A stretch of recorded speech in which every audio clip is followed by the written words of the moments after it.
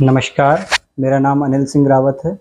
उत्तराखंड अपर subordinate 2021 की परीक्षा में मुझे रैंक 5 मिला है और मेरे को डिप्टी कलेक्टर यानी कि एसडीएम की पोस्ट के लिए सिलेक्ट किया गया है। आज मैं अपने बारे में बताऊंगा कि मैं किस क्षेत्र से आता हूं, मेरा बैकग्राउंड क्या है, मैं किस पृष्ठभूमि का व्यक्ति हूं। तो मैं ग्रामीण पृष्ठभूमि से आता हूं। मेरे पिताजी जो हैं वो नगर पालिका परिषद मसूरी में ग्रुप डी की सर्विसेज में हैं, गैंगमैन की पोस्ट पर पोस्टेड हैं। और मैं एक गांव से आता हूं जो कि जौनपुर के कैंपटी क्षेत्र के दाबला मतेला के नाम से प्रसिद्ध है। और वो बहुत छोटा सा अंचल है जहाँ पे 6 परिवार रहते हैं, मैं वहीं पे रहता हूँ। और मैंने अपनी प्रिपरेशन के दौरान अपने गांव में आकर मैंने ज़्यादातर अपनी प्रिपरेशन की है, मसूरी में रहकर प्रिपरेशन की है।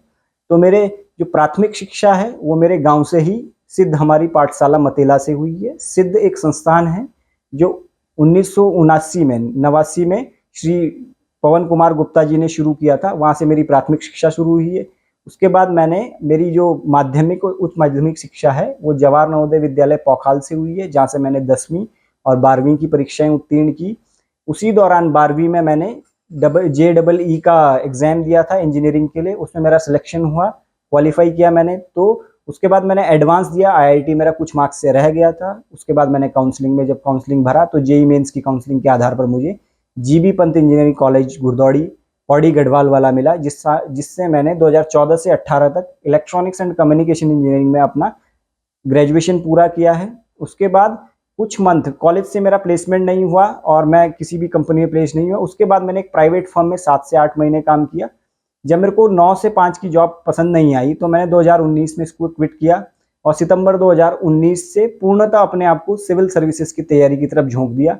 उसके बाद मैंने यूपीएससी के प्रीलिम्स लिखे, लेकिन 2019 के बाद जब मैं दिल्ली गया तो मैंने दृष्टि फाउंडेशन में अपना कोर्स लिया, लेकिन वो पूरा नहीं कर पाया क्योंकि मार्च 2020 में मुझे घर आना पड़ा लॉकडाउन के चक्कर में। उसके बाद लगभग 1 साल में घर पर ऐसे ही बैठा रहा, मेरे पास रिसोर्सेज नहीं थे, किताबें नहीं थी। 1 साल के मैंने 5-6 महीने जो हैं उसमें 2020 के 5-6 महीने मैंने लगभग घर पर अपना काम किया है, जिसमें हमने अपना घर का काम किया। उसके बाद जब 2021 में मुझे मौका मिला कि मैं फिर से अपनी रिसोर्सेज को वापस ले आऊं, तो मैं फिर दिल्ली गया, अपनी किताबें वापस उठा के लाया और मसूरी में बैठकर पढ़ने का कोशिश की।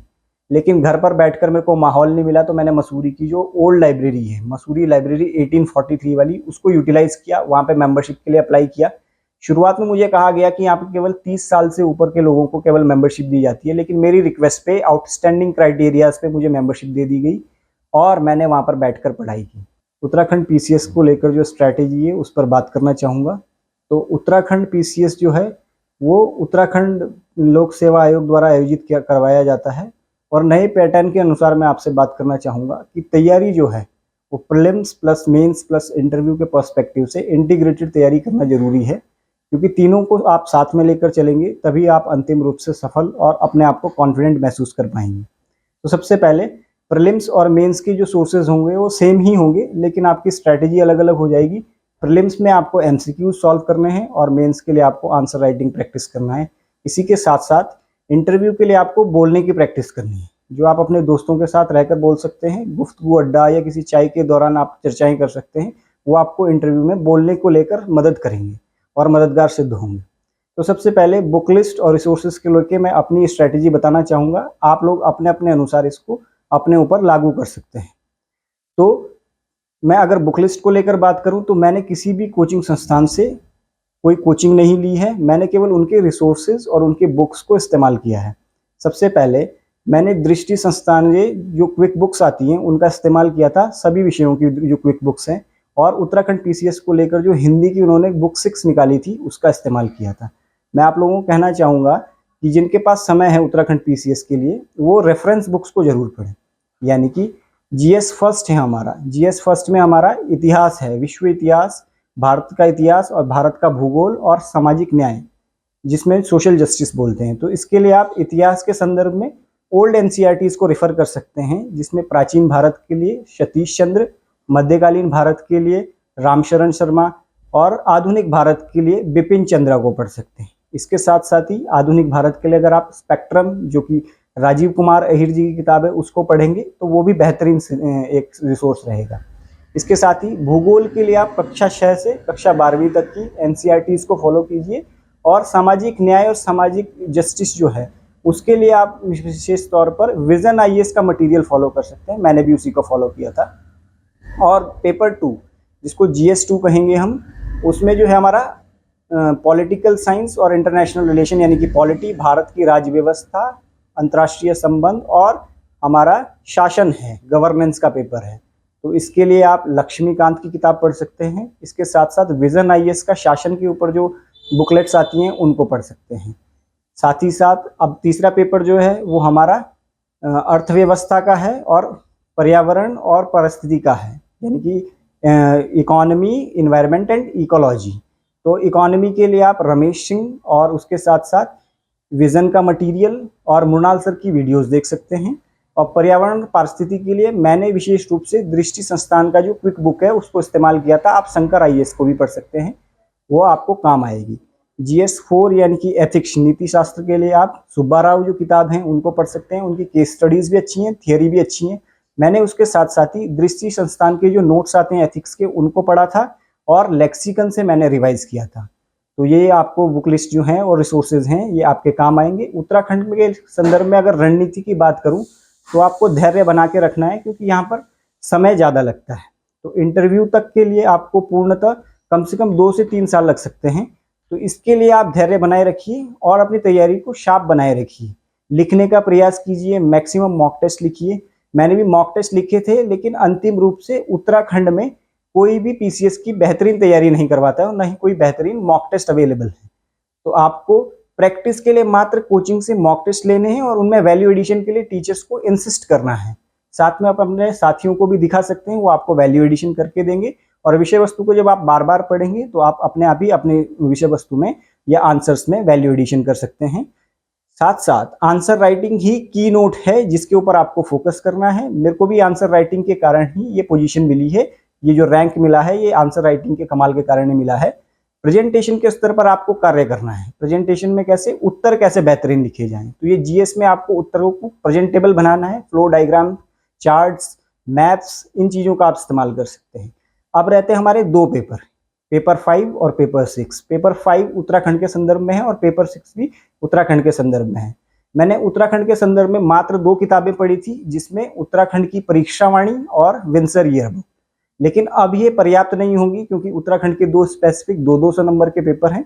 तो आप इसके अलावा अगर मार्केट में कोई भी किताबें मिलती हैं जो आपको सिलेबस पूरा करवाती है तो उनको रेफर कर सकते हैं और साथ ही अपनी तैयारी को दुरुस्त कर सकते हैं। तो अभी हमने मेंस की बुक लिस्ट को लेकर बात की। इसके बाद में आंसर राइटिंग के ऊपर बोलना चाहूँगा कि आंसर राइटिंग आपके जो है सिलेक्शन में बहुत इंपॉर्टेंट रोल प्ले करेगी। यानी कि आपको उत्तर लेखन जो है उसको बेहतर बनाना पड़ेगा, वो मात्र अभ्यास से ही बेहतर हो सकता है। उत्तर लेखन को लेकर मैं अपनी स्ट्रैटेजी बताना चाहूँगा, क्योंकि मेंस में मुझे नॉमिनल और एवरेज मार्क्स मिले जो कि ठीक मार्क्स हैं। कुछ सब्जेक्ट्स में बेहतरीन मार्क्स भी मिले हैं, तो मैं उसमें बताऊंगा कि मैंने क्या ऐड ऑन किया था, मैंने क्या ऐसा विशेष किया था जिसकी वजह से मुझे ऐसे मार्क्स मिले हैं। तो आपको जो है उत्तर लेखन में प्रेजेंटेशन के स्तर पर बहुत बेहतर काम करना है, क्योंकि विषय वस्तु या कंटेंट जो है वो सभी के पास सेम है, लेकिन आप प्रेजेंटेशन हर किसी व्यक्ति का अलग अलग होता है। आप उत्तरों को बिंदुवार और रोचक बनाइए। बिंदुवार लिखेंगे यानी कि आप पॉइंट्स में लिखेंगे, उसमें डायग्राम्स बनाएंगे, उसमें फ्लो चार्ट्स बनाएंगे, पाई चार्ट्स बनाएंगे, वेन डायग्राम्स बनाएंगे, मैप्स का इस्तेमाल करेंगे, तो वो और ज़्यादा रोचक बनेंगे और ज़्यादा प्रेजेंटेबल बनेंगे। ज्योग्राफी के पेपर में आप उत्तराखंड और भारत के मानचित्रों का इस्तेमाल कर सकते हैं। भारत के मानचित्र वो मृदा को लेकर हो सकते हैं, अपवाह तंत्र ड्रेनेज सिस्टम को लेकर हो सकते हैं, वनस्पति या फिर रेन को लेकर हो सकते हैं, जिनका आप इस्तेमाल कर सकें। उत्तराखंड के संदर्भ में भी 10 एक मैप बनाइए, जिसमें आप उत्तराखंड की संस्कृति को लेकर, उत्तराखंड के नृत्यों को लेकर, उत्तराखंड की धार्मिक स्थलों को लेकर, उत्तराखंड की वनस्पतियों को लेकर, उत्तराखंड की मृदा को लेकर, उत्तराखंड का जो वेजिटेशन है या उत्तराखंड की अन्य चीज़ें जो हैं उनको मैप्स के थ्रू दर्शाएंगे, तो वो बेहतरीन और रोचक बनेगा, उत्तर प्रेजेंटेबल लगेगा। इसी तरह मैं एथिक्स और अन्य पेपरों में फ्लो डायग्राम्स और वेन डायग्राम्स के इस्तेमाल करने की आपको सलाह दूंगा, जिसके कारण उत्तर और अधिक रोचक होगा, क्योंकि वो देखने में भी सुंदर लगता है और आपको याद करना भी आसान है।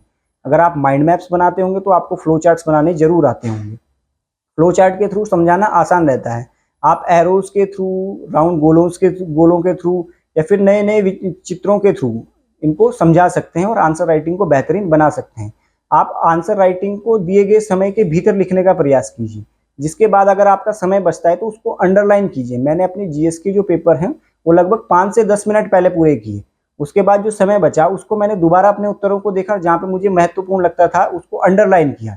इस कारण मेरे उत्तर जो हैं प्रेजेंटेबल हुए और परीक्षक को उसकी परीक्षण करते हुए आसानी होती है। उत्तर अच्छे भी लगते हैं और उनको आसानी होती है, तो सहज महसूस करते हैं आपको मार्क्स देते हुए भी। तो आंसर राइटिंग एक की फोकस है। आंसर राइटिंग के लिए आप मॉक टेस्ट लिख सकते हैं। मॉक टेस्ट में अगर आपको बेहतरीन वो जवाब नहीं प्राप्त होते हैं या वैल्यू एडिशन नहीं होता है, तो आप अपने मित्रों से दिखा सकते हैं, वो आपको वैल्यू एडिशन करके देंगे। लेकिन उत्तरों को लगातार लिखते रहिए। एक उत्तर लिखने के बाद 1 हफ्ते बाद उसी उत्तर को दोबारा जांचते हैं, तो आप स्वयं ही पाएंगे कि उसकी विषय वस्तु में आप 4 चीजें ऐड कर सकेंगे, 4 चीजें जोड़ सकेंगे और उसको और बेहतरीन बना सकेंगे। तो उत्तर लेखन का प्रयास करते रहिए। उत्तर लेखन ही अंतिम रूप से आपको परीक्षा में सफलता दिलाता है, क्योंकि आप वहां पे मौजूद नहीं है, आपकी पुस्तिका मौजूद है जिसमें लिखे गए आपके उत्तर मौजूद हैं। उन्हीं उत्तरों के आधार पर आपको मार्क्स मिलेंगे, उन्हीं उत्तरों के आधार पर अंक दिए जाएंगे और वही अंतिम रूप से आपको आंसर राइटिंग में मेंस के मार्क्स ही बहुत महत्वपूर्ण है। मुझे मेंस में लगभग 938 मार्क्स मिले हैं, 938 मार्क्स। और खासकर मुझे ज्योग्राफी में 143 मार्क्स मिले हैं। यानी कि ज्योग्राफी मैंने बहुत ज़्यादा मैप्स बनाए थे, हर चीज़ को समझाने का प्रयास किया था। तो आपको भी ऐसे ही प्रयास करना है। तो उत्तर लेखन का बिल्कुल ध्यान रखिए, उत्तर लेखन पर प्रयास करते रहिए, अपने उत्तरों को विभिन्न स्तरों पर जांचते रहिए, उनमें वर्ड्स की जो लिमिट्स है उनका ध्यान रखिए, अच्छे शब्दों का इस्तेमाल कीजिए। उत्तरों का जो 2 पैराग्राफ्स हैं उनके बीच में प्रवाह होना भी बहुत जरूरी है। पहले पैराग्राफ से दूसरे पैराग्राफ के बीच में प्रवाह होना चाहिए, वो जुड़े हुए होने चाहिए। ऐसे नहीं कि उनमें आमूलचूल परिवर्तन हो गया है, यानी कि पहला पैराग्राफ कुछ कह रहा है, दूसरा कुछ कह रहा है। पॉइंट वाइज उत्तर लिखते हुए आपको समस्याएं नहीं होगी। एक पॉइंट के अंदर आप ए बी सी भी कर सकते हैं, पॉइंट ए के अंदर ए बी सी, इस तरह से आपके उत्तर बेहतरीन दिखेंगे। और उत्तर लेखन के लेकर प्रयास करते रहिए। तीसरा फेज हमारा इंटरव्यू का है, जिसमें आपको बोलने की प्रैक्टिस और ज़्यादा से ज़्यादा मॉक इंटरव्यूज़ देने हैं। मैंने देहरादून में जितने भी संस्थानों ने मेरा इंटरव्यू छापा है उनमें केवल मॉक इंटरव्यूज़ दिए थे, और स्पेशली मैंने संवेग आईएएस का इंटरव्यू गाइडेंस प्रोग्राम को अटेंड किया था, जहाँ पे मैंने 4-5 दिन की क्लासेस में सीखा था कि इंटरव्यू के दौरान कैसे प्रश्न पूछे जाते हैं और क्या हमें बोलना होता है, पोस्चर कैसा होना चाहिए। उसके बाद मैंने सारे मॉक इंटरव्यूज़ दिए हैं और उनमें मैंने अपने बोलने के तरीकों को सुधारा है, जो उन्होंने मुझे इनपुट दिए हैं। यहाँ पर मॉक इंटरव्यूज़ को इतना सीरियस लेने की ज़रूरत नहीं है, क्योंकि आयोग का जो इंटरव्यू है वो इससे काफ़ी सहज होता है। तो आप लोग मॉक इंटरव्यूज़ को मात्र प्रैक्टिस समझिए। और मैं आज अपने रिसोर्सेज और कोचिंग संस्थान को लेकर एक खुलासा करना चाहता हूँ कि मैंने किसी भी कोचिंग संस्थान, स्पेसिफिकली उत्तराखंड पीसीएस को लेकर किसी भी कोचिंग संस्थान से कोई कोचिंग नहीं ली है। मैंने मात्र उनसे मॉक इंटरव्यूज़ और मॉक टेस्ट लिए हैं। यदि वो मेरा नाम छाप रहे हैं तो आप लोगों को ये ध्यान रहना चाहिए कि मैं किसी भी कोचिंग संस्थान से उनके पाठ्यक्रम और क्लासरूम प्रोग्राम से कभी भी जुड़ा नहीं रहा हूँ। मैं अपने रिसोर्सेज और जिन कोचिंग संस्थान के प्रति मैं कृतज्ञ हूँ, जहाँ से मैंने हेल्प ली है, मदद दी है, उनके प्रति कृतज्ञ हूँ और उनका धन्यवाद करना चाहता हूँ। उनके नाम भी लेना चाहूँगा। मैंने मॉक टेस्ट के लिए वेदांता आईएएस से, देहरादून वाला जो है, उससे मॉक टेस्ट लिए थे। लेकिन जब मैंने वैल्यू एडिशन को लेकर उनको फ़ोन किया तो उन लोगों ने मेरा जवाब नहीं दिया और वैल्यू एडिशन में मेरे को किसी भी प्रकार की मदद नहीं की गई।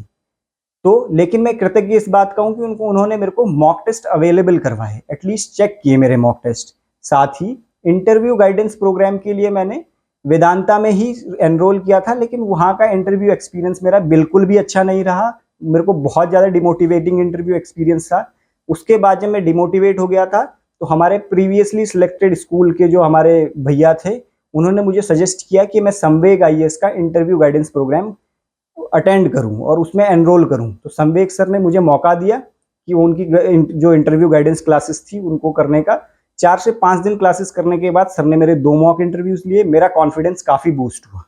इसके साथ ही मैं संवेग का बहुत धन्यवाद ज्ञापित करता हूं कि उन्होंने मुझे ये कॉन्फिडेंस दिया और बेहतरीन कार्य कर रहे हैं।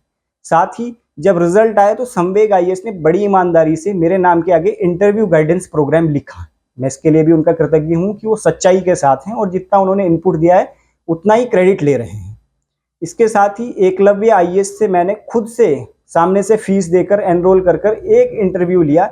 हमें प्रॉमिस किया गया था 3 इंटरव्यूज़ का, लेकिन हमें मात्र 1 इंटरव्यू दिया गया। ना हमें कोई मटेरियल अवेलेबल करवाया गया, ना किसी तरह की विशेष गाइडेंस करवाई गई। बस 1 इंटरव्यू देके उसका रिव्यू दिया गया। साथ ही प्रयाग आईएएस देहरादून, जो कि काफ़ी पुराना नाम भी है, वहाँ पे मैंने 1000 रुपये दे के एनरोल किया था और 1 इंटरव्यू उन्होंने लिया। उस इंटरव्यू का जो रिव्यू है वो मैंने सर के सामने रख दिया था, क्योंकि वो इंटरव्यू मेरे को अच्छा नहीं लगा।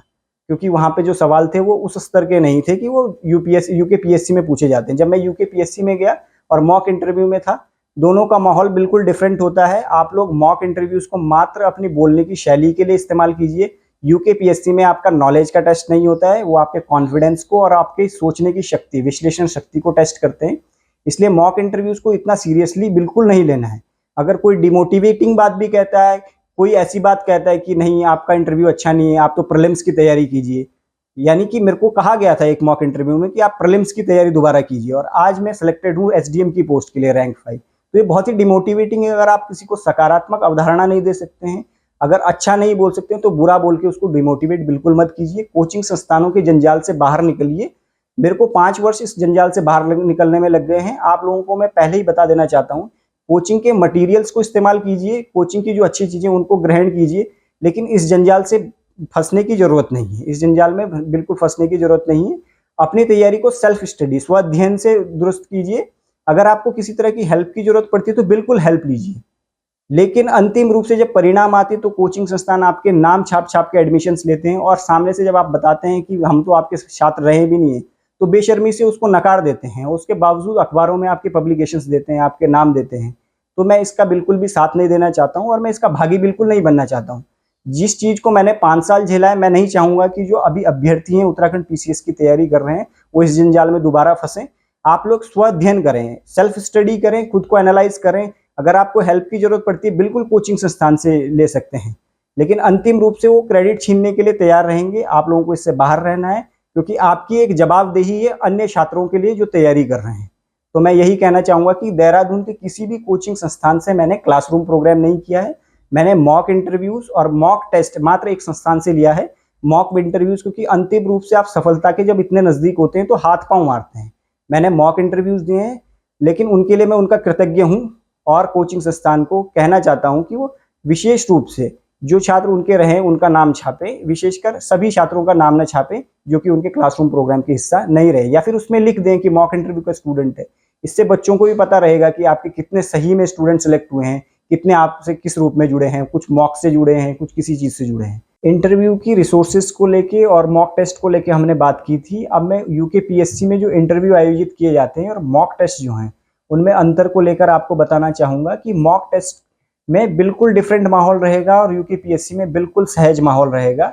आप लोगों को घबराना बिल्कुल नहीं है। यूके पीएससी में आपका इंटरव्यू में आपकी पर्सनैलिटी चेक की जा रही है, वो पर्सनैलिटी टेस्ट है, यानी कि साक्षात्कार का अर्थ है व्यक्तिगत परीक्षण। जो आपका है, व्यक्तित्व का परीक्षण किया जा रहा है। वे आपसे ज्वलंत मुद्दों, उत्तराखंड के संदर्भ के जितने भी मुद्दे हैं और रीसेंट न्यूज़ जो हैं उनसे उनके संदर्भ में बात करेंगे। यूके पीएससी का इंटरव्यू का पैटर्न ही डिफरेंट है। वो आपके बैकग्राउंड, आपके नाम, इन चीज़ों को बिल्कुल नहीं जानते हैं। वो केवल आपको आपके कोड नंबर और आपके एजुकेशनल बैकग्राउंड के नाम से जानते हैं। तो आपको अपनी एजुकेशनल बैकग्राउंड के ऊपर काम करना है। अगर मैंने इंजीनियरिंग किया है तो मेरे को इंजीनियरिंग का फंडामेंटल्स याद होनी चाहिए, यानी कि मैंने इलेक्ट्रॉनिक्स एंड कम्युनिकेशन इंजीनियरिंग किया है तो मेरे को सेमीकंडक्टर्स, न्यू टेक्नोलॉजी जो इलेक्ट्रॉनिक्स एंड कम्युनिकेशन से रिलेटेड हैं, सेमीकंडक्टर इंडिया मिशन जो है उसके बारे में पता होना चाहिए। इसी तरह आप जिस बैकग्राउंड से आते हैं उस बैकग्राउंड को विशेषता तैयार कीजिए। खासकर उत्तराखंड के संदर्भ में जितनी भी चर्चाएं और मुद्दे हैं, यानी कि उत्तराखंड के संदर्भ में मुझसे पूछा गया। मेरा इंटरव्यू बहुत सहज भाव से शुरू हुआ था। मैं जब हरिद्वार पहुंचा तो मेरे से पहला सवाल यही था मैम का कि आप हरिद्वार कब पहुंचे। उसके बाद आप हरिद्वार थे तो आप घूमने कहाँ कहाँ गए। मैंने बताया हर की पैड़ी गया, गंगा आरती देखी। वहीं से पहला सवाल पुट किया गया कि अच्छा बताइए हर की पैड़ी किसने बनाई, हर की पैड़ी का जीर्णोद्धार किसने करवाया, और आप बिल्कुल कंफर्टेबल हो जाइए। फिर दूसरा सवाल पूछा गया आपकी पोस्ट प्रेफरेंसेस क्या हैं, तो मैंने बताया डिप्टी कलेक्टर है, डीवाईएसपी है। तो सहज सवाल बनता है कि डिप्टी कलेक्टर और एसडीएम में क्या डिफरेंस बनता है, तो उन्होंने मुझसे पूछा। तीसरा सवाल मुझे पूछा गया कि आपने इससे पहले कौन कौन से एग्जाम्स दिए हैं, उसमें क्या क्या परिणाम रहे हैं। तो आप सहज रहिए। अपने गैप जो है, अगर आप एग्जाम में क्वालिफाई नहीं कर पाए अंतिम रूप से, तो उसको ही बताइए। आपने अनुभव अपना साझा करना है, क्योंकि आपको अनुभव हुआ है, आप फेल नहीं हुए अंतिम रूप से।